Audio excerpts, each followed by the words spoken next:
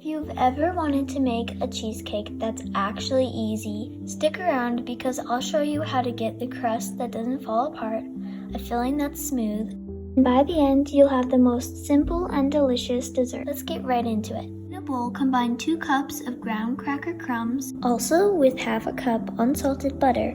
Make sure you melt it in the microwave. Pour that into your pan.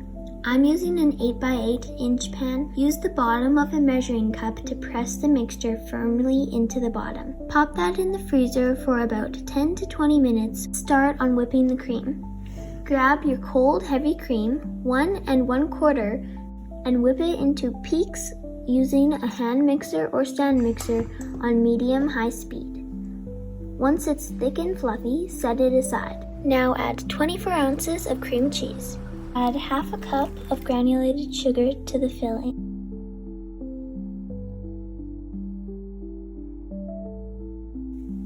Now add the whipped cream into the cream cheese mixture. Next, add 2 tablespoons of icing sugar, 2 teaspoons of lemon juice, and 1 teaspoon of pure vanilla extract. Place in the fridge and let it chill for at least 6 to 8 hours. 12 is even better. Now, when you are ready to serve, run a knife around the edge of the pan to loosen the cheesecake.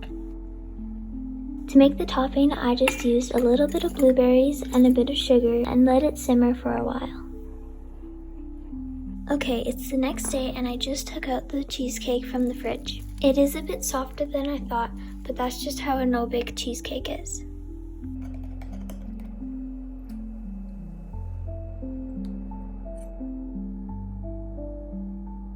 And there you have it, a no-bake cheesecake that's both easy and delicious. Enjoy! Make sure you like, share, and subscribe.